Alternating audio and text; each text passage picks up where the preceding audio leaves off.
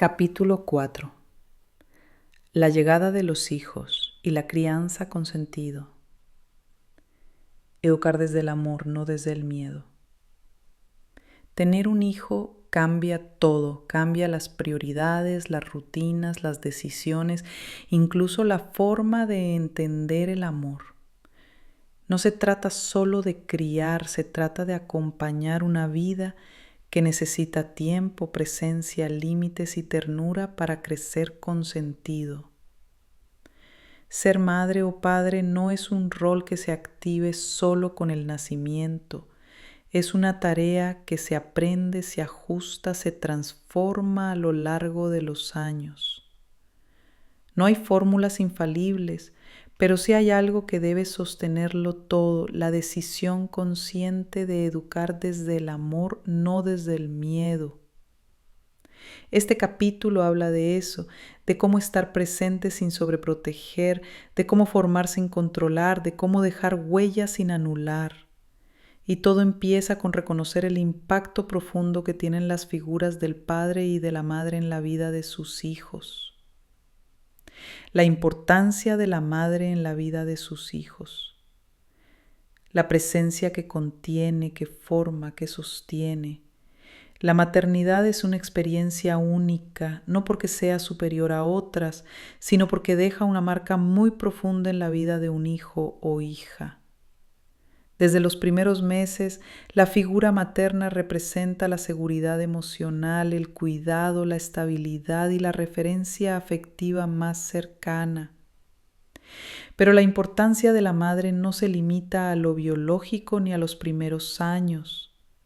La forma en que una madre mira, escucha, abraza y guía tiene un efecto directo en la identidad emocional del niño. Su voz se convierte en una base interior, su presencia en una memoria de consuelo, su cariño en un lenguaje silencioso que enseña qué significa amar y ser amado. Una madre no es perfecta y no tiene que serlo. Lo que necesita un hijo no es una madre que no falle, sino una madre que esté, que se equivoque y repare, que corrija con cariño, que acompañe con firmeza, que sepa sostener sin encerrar. La madre ayuda a formar el mundo emocional del hijo, su capacidad de confiar, de reconocer lo que siente, de expresarse sin miedo. Y eso no ocurre solo con palabras, sino con gestos, con presencia, con paciencia. Hoy más que nunca, en medio del ruido, la prisa y las exigencias externas, el valor de una madre que está verdaderamente presente es inigualable. Una mirada atenta, una escucha real, un abrazo que calma, esos momentos forman parte de lo que un hijo llevará por dentro toda la vida. Y también es importante decirlo. Las madres necesitan apoyo, no pueden ni deben sostener todo solas. La maternidad compartida, acompañada y reconocida es parte de una sociedad que realmente valora el desarrollo integral de sus niños. Porque una madre agotada, sola o exigida más allá de sus fuerzas no puede ofrecer todo lo que quisiera. Por eso, cuidar a las madres también es cuidar a los hijos. La importancia del padre en la vida de sus hijos, presencia firme, cercana y confiable. Durante mucho tiempo la figura paterna fue vista solo como proveedor o autoridad, pero ser padre es mucho más que eso. Es estar, acompañar, implicarse, formar parte real del crecimiento emocional, intelectual y humano de los hijos. Un padre que se involucra no sustituye a la madre, aporta otra forma de presencia. Una figura paterna cercana y comprometida ayuda al hijo a desarrollar seguridad, autonomía, estructura interna y confianza para salir al mundo. Los hijos no solo necesitan un padre que ayude, necesitan un padre que participe, que cuide, que juegue, que corrija con respeto, que escuche con atención, que exprese cariño sin vergüenza, un padre que no tenga miedo de mostrarse humano, que enseñe con el ejemplo, que esté disponible emocionalmente. La ausencia paterna, ya sea física o emocional, deja huellas. No se trata de estar solo cuando hace falta, sino de ser una presencia estable, predecible, atenta. Un padre que se involucra no solo fortalece el vínculo con su hijo, también sostiene emocionalmente a la madre, equilibra la vida familiar y transmite valores de responsabilidad compartida. Y cuando el padre no está, por la razón que sea, es importante que otras figuras significativas masculinas asuman parte de ese rol con respeto y continuidad emocional. Un abuelo, un tío, un padrino, un educador cercano, porque lo que los hijos necesitan no es perfección, sino alguien que esté con compromiso y afecto sincero. La presencia amorosa de una madre y un padre no se reemplaza con cosas, se construye día a día con tiempo, escucha, coherencia y ternura.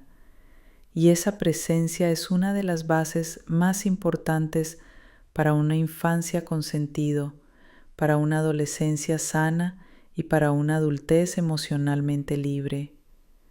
Cada hijo es único. Educar según su temperamento.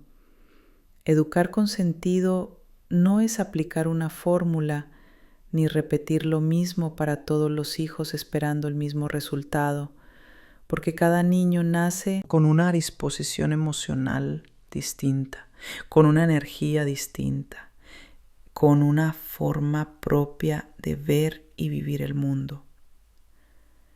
Lo que funciona para uno puede frustrar al otro.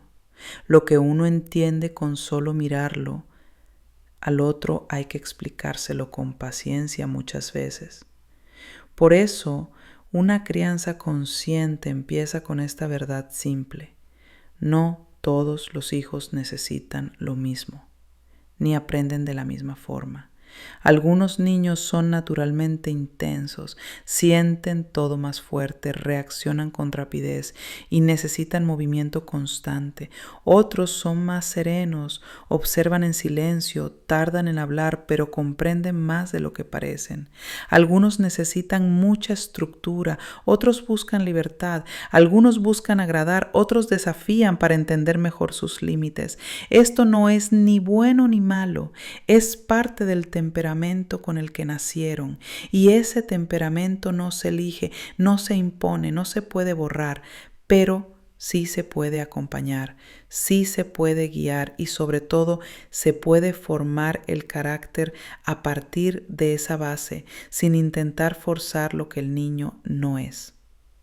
La tarea no es moldear a todos igual, sino descubrir cómo es cada uno y educarlo desde ahí. Al que es más impulsivo, enseñarle a detenerse, a poner palabras antes que acciones. Al que es muy sensible, mostrarle que su emoción es valiosa, pero también que puede aprender a sostenerse en momentos difíciles. Al que siempre quiere tener razón, enseñarle la humildad y el valor de escuchar. Al que es reservado, acompañarlo con respeto y ayudarlo a encontrar su voz sin presionarlo. Esto implica observar, escuchar y ajustar nuestra forma de educar con flexibilidad. No desde el capricho, sino desde la inteligencia emocional, no para complacer, sino para guiar mejor. No todos los hijos necesitan el mismo tipo de límites, ni se conectan de la misma manera con el afecto, ni aprenden desde la misma motivación. Educar bien es también aceptar esa diferencia como una riqueza, no como un obstáculo.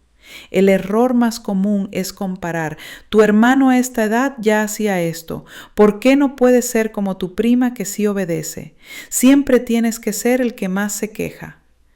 Las comparaciones hieren, no forman. desvalorizan. Y cuando un hijo siente que no es suficiente tal como es, empieza a exigirse más de la cuenta o a desconectarse emocionalmente de quienes deberían ser su refugio. Por eso, conocer el temperamento de cada hijo es una herramienta para educar con justicia y con amor, porque el amor verdadero no trata a todos igual, trata a cada uno según lo que necesita.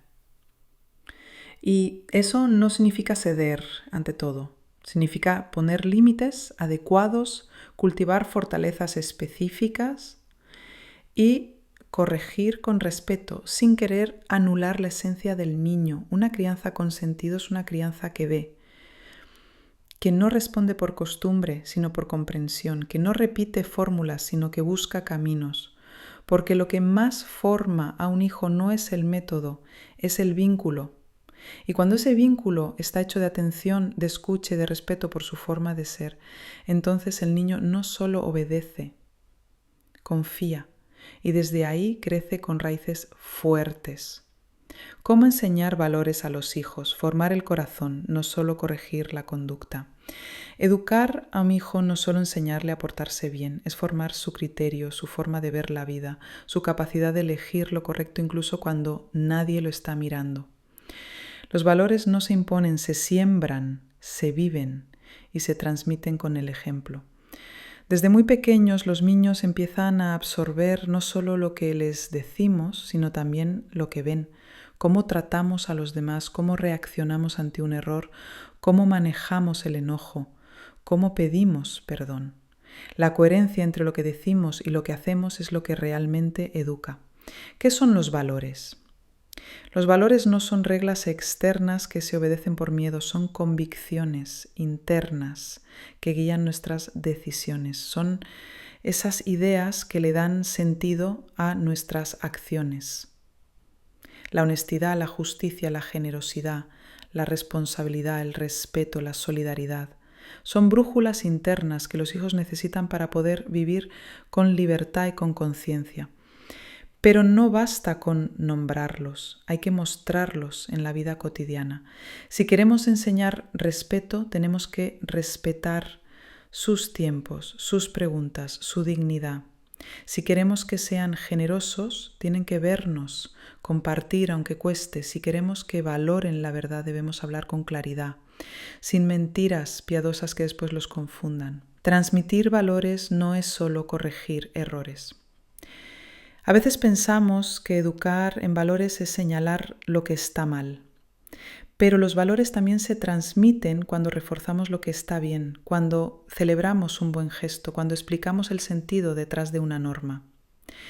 Por ejemplo, en lugar de decir no grites, podemos decir entiendo que estás enojado, pero podemos hablarlo sin lastimar. Tus palabras tienen fuerza.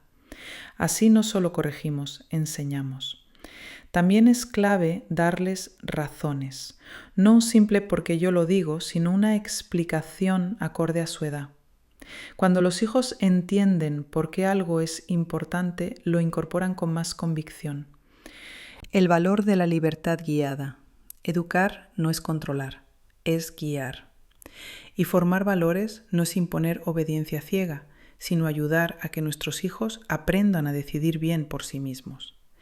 Esto implica, con el tiempo, darles espacios de elección, permitir que asuman consecuencias y ayudarlos a reflexionar sobre lo que eligen.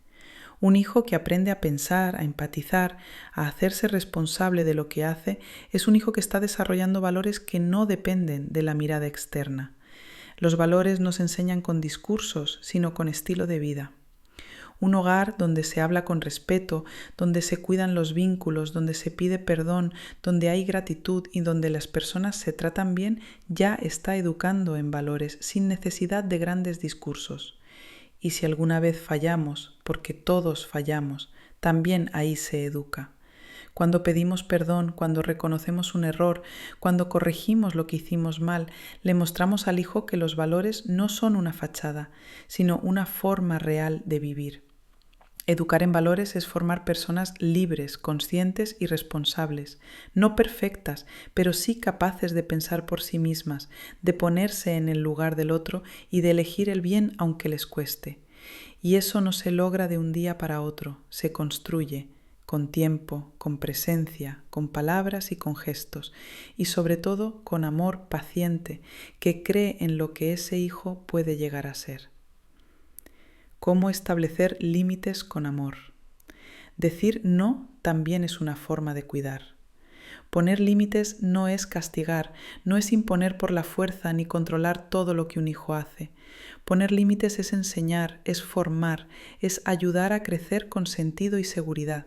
Es decirle al hijo, esto no lo permito porque te quiero y porque es importante que aprendas a cuidarte y a cuidar a los demás. Muchos padres sienten culpa al corregir o temen que el hijo se enoje si se les pone una norma. Pero los límites no dañan la relación, la protegen. Le dan al niño una estructura, un marco claro, una señal de que hay alguien que lo acompaña con firmeza y cariño.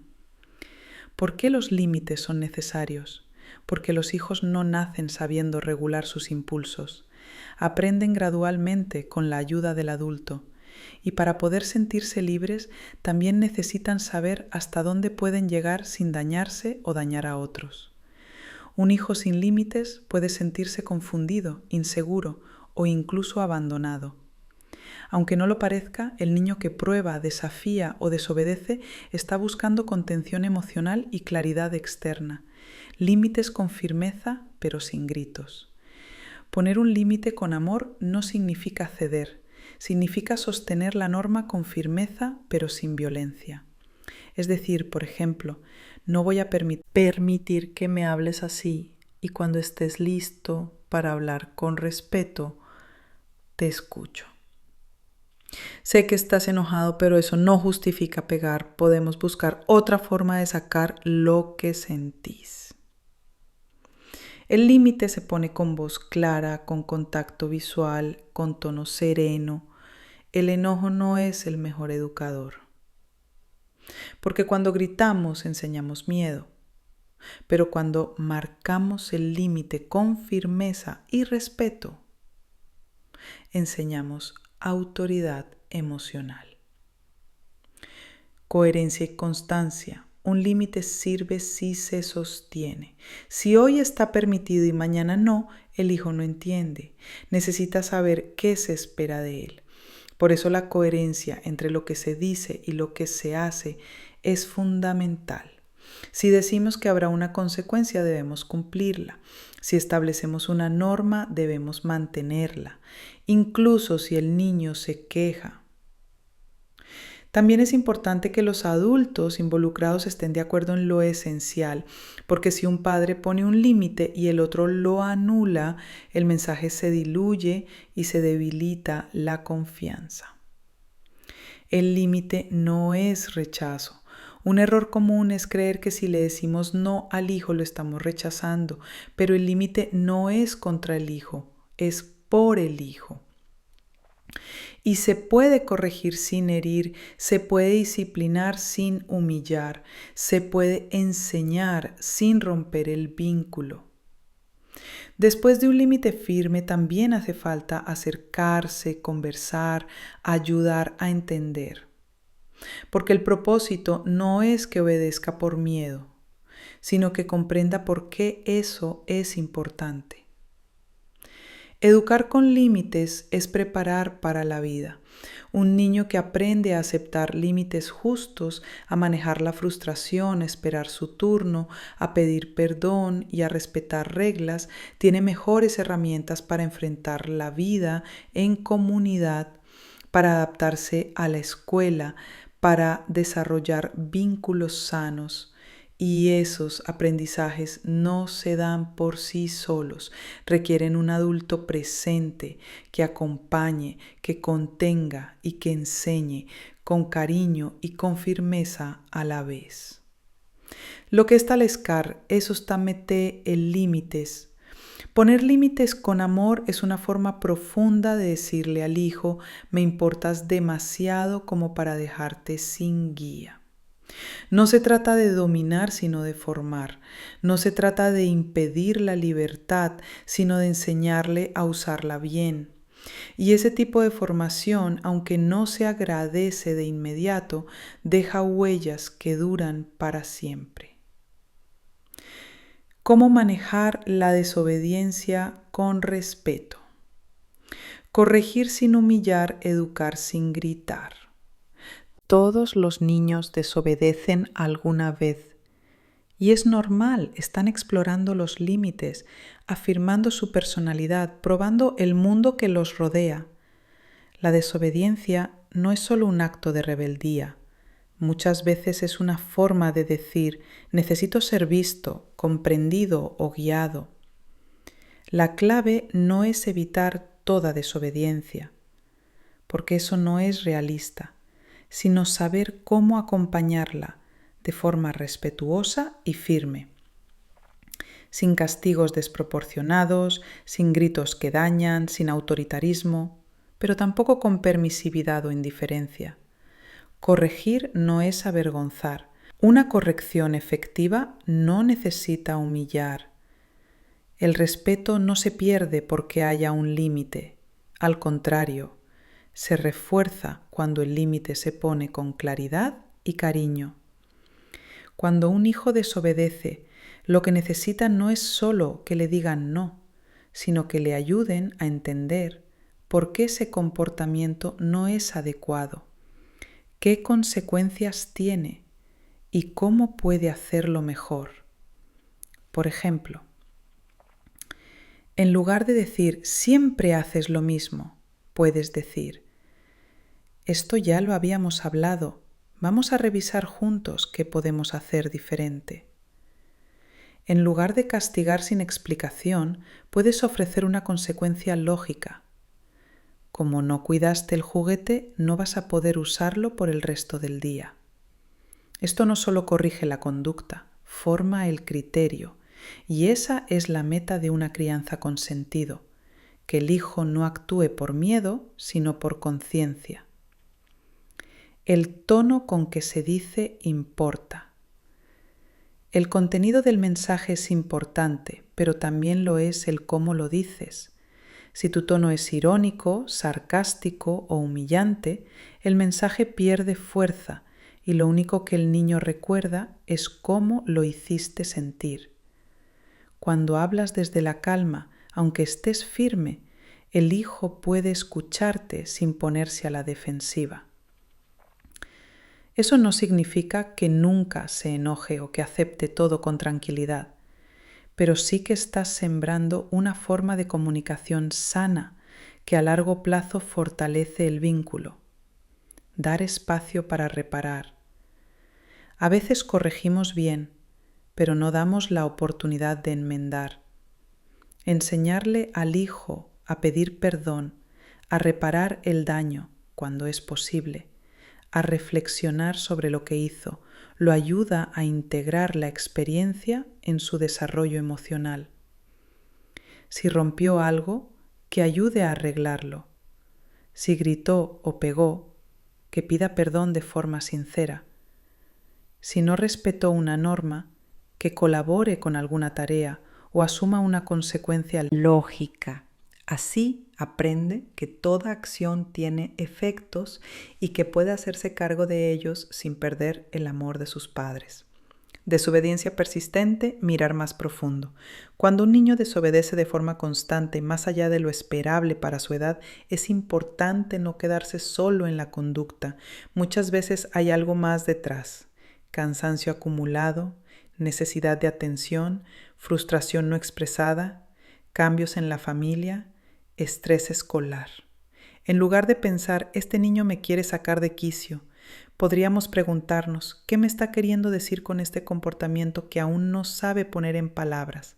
Ese cambio de mirada no suaviza el límite, pero sí mejora la forma en que lo acompañamos. Corregir con respeto no es dejar pasar todo, es enseñar con dignidad, es formar personas que no solo obedezcan por miedo, sino que elijan el bien por convicción. Y eso solo se logra cuando la disciplina nace del amor, no del enojo, El ejemplo como principal herramienta de crianza. Lo que se vive deja más huella que lo que se dice. En la crianza las palabras enseñan, pero los actos educan con más fuerza. Un hijo puede olvidar lo que le dijiste una tarde, pero difícilmente olvida cómo lo trataste, cómo lo hiciste sentir, cómo te vio actuar en lo cotidiano. Por eso el ejemplo no es algo complementario, es el núcleo de la educación. Los hijos aprenden mirando, aprenden cómo se resuelve un conflicto viendo cómo lo resuelves. Aprenden a pedir perdón si tú lo haces. Aprenden a respetar si se sienten respetados. Aprenden a amar cuando se saben amados con hechos. ¿Qué estás enseñando sin darte cuenta? Esta es una pregunta que todo padre y madre debería hacerse de vez en cuando, porque incluso sin darnos cuenta, nuestros comportamientos están dejando huella. ¿Cómo hablas de los demás? ¿Cómo manejas tu enojo? ¿Cómo reaccionas ante una frustración? ¿Cómo tratas al personal de servicio, al vecino, al adulto mayor? ¿Qué haces con tu tiempo libre, con el celular, con tus promesas? Nada de eso pasa desapercibido. Aunque parezca que los hijos no prestan atención, están absorbiendo constantemente tu forma de ser y estar en el mundo. El ejemplo enseña lo que los discursos no alcanzan.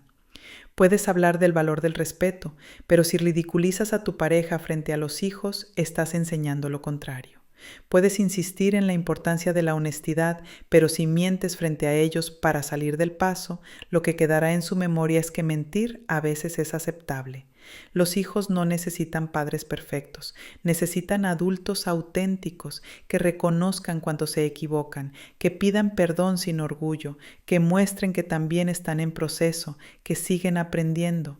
Eso los hace sentir más seguros, más libres de ser ellos mismos, más capaces de confiar en que el error no es fracaso, sino parte de la vida. Criar también es modelar humanidad. Tus hijos van a aprender de ti, no solo cómo ser hijo, sino también cómo ser pareja, cómo ser amigo, cómo tratarse a sí mismos, porque nuestro modo de vivir se convierte sin querer en su referencia para amar, decidir, relacionarse y actuar. Por eso a veces la mejor intervención no es otra charla ni otro consejo, es una revisión amorosa de cómo estamos viviendo. ¿Estás tratando a los demás como quieres que tus hijos traten a otros? ¿Estás resolviendo los desacuerdos como quieres que ellos aprendan a hacerlo? ¿Estás cuidando tu vida emocional, tus palabras, tus gestos? La educación comienza con el ejemplo, y cuando ese ejemplo es honesto, coherente, cercano y lleno de afecto, la enseñanza llega al corazón, no solo a la cabeza. El mejor legado que podemos dejarle a nuestros hijos no es una lista de reglas, sino una vida que les muestre día a día que el amor se vive, que los valores se practican y que la verdad, cuando es encarnada, se convierte en guía firme para cualquier camino. El correcto uso de la tecnología para los hijos. Conectarse con sentido, no por costumbre. La tecnología llegó para quedarse y si bien ofrece oportunidades maravillosas de aprendizaje, comunicación y creatividad, también puede convertirse en un riesgo cuando se usa sin criterio, sin límites o como sustituto de la presencia adulta.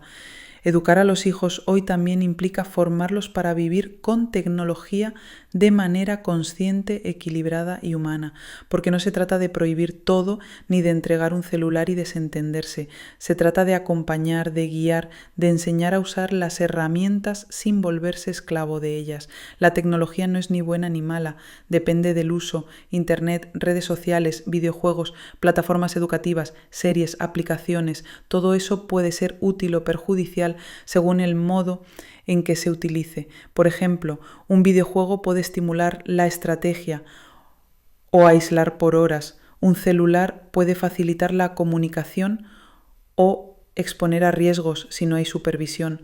Una red social puede permitir expresar ideas o convertirse en fuente de comparación, ansiedad o acoso. Por eso no basta con saber qué usan los hijos, hay que acompañarlos para que aprendan a cómo y cuándo usarlo. Algunas claves para un uso saludable. No usar la tecnología como niñera. Es entendible recurrir a una pantalla en momentos puntuales, pero si se vuelve el único recurso para calmar, distraer o premiar, el niño aprende a depender de eso emocionalmente. Poner horarios y límites claros. No todo momento es apto para pantallas. Hay horas para estudiar, para jugar, para dormir. La tecnología no debe invadirlo todo. Establecer rutinas sin pantallas, como las comidas o la hora de dormir, es una forma concreta de cuidar la salud física, emocional y familiar. Con niños pequeños el control debe ser directo. Con adolescentes se necesita diálogo. En todos los casos es importante saber qué consumen, qué ven, con quién interactúan y qué emociones les genera lo que usan. A los chandos se trata de asustarlos, sino de informarles con claridad los peligros de compartir fotos, el impacto del contenido violento, la manipulación emocional en redes, el uso de datos personales, etc. Lo rejalo. Si un niño solo encuentra diversión, atención o descanso en una pantalla, algo falta en el entorno. Juegos físicos, lectura, tiempo al aire libre, conversaciones, todo eso también forma parte de una niñez sana. Y los podemos pedir que nuestros hijos suelten el celular si nos ven todo el día con él en la mano. El uso adulto de la tecnología también educa, para bien o para mal. La clave está en el equilibrio. Por Omilo. La tecnología puede ser una gran aliada en la crianza cuando está mediada por la presencia adulta, por límites pensados y por conversaciones sinceras. Lo que verdaderamente daña no es el dispositivo en sí, sino cuando ese dispositivo reemplaza lo que solo una relación humana puede ofrecer: la atención, la contención, el diálogo, el juego compartido, el vínculo afectivo. Una tableta puede enseñar letras, una aplicación puede ayudar a memorizar capitales, un vídeo puede explicar un tema complejo, pero ninguna pantalla puede reemplazar la voz calmada de un adulto que escucha sin apuro, el abrazo que consuela o la mirada que dice «estoy acá».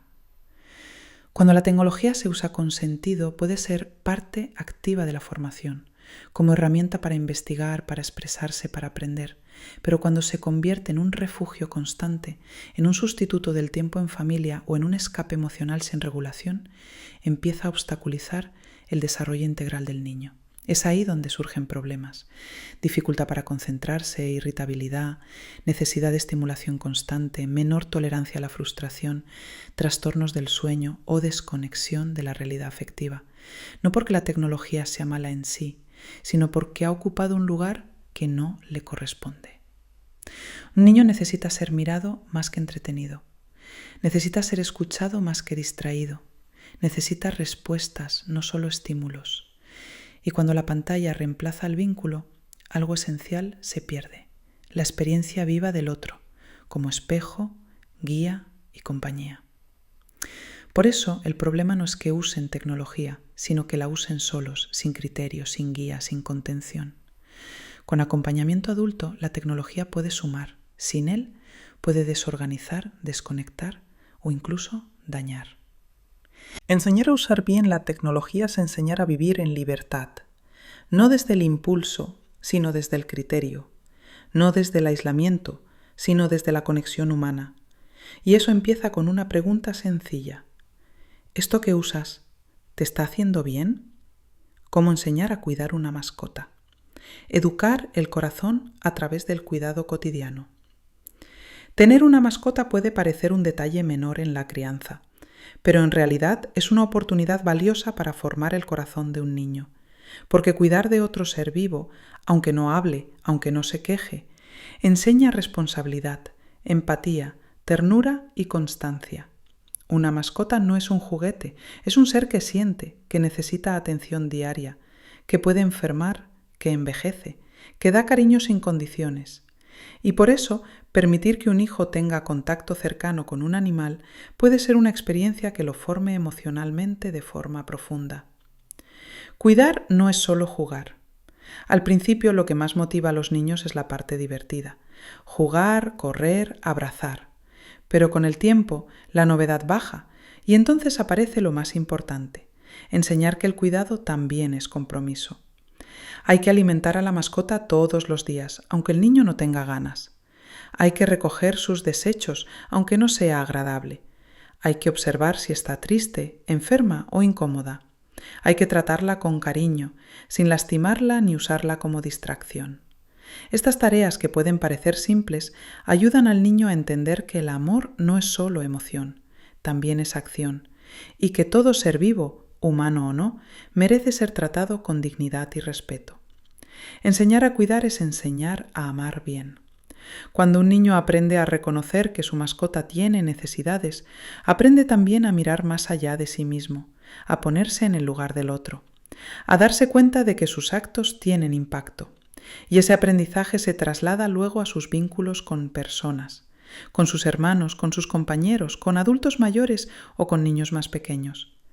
Porque quien aprende a cuidar también está aprendiendo a contener, a respetar límites, a no herir. Y todo eso fortalece la inteligencia emocional de manera natural. No todo debe recaer en el niño.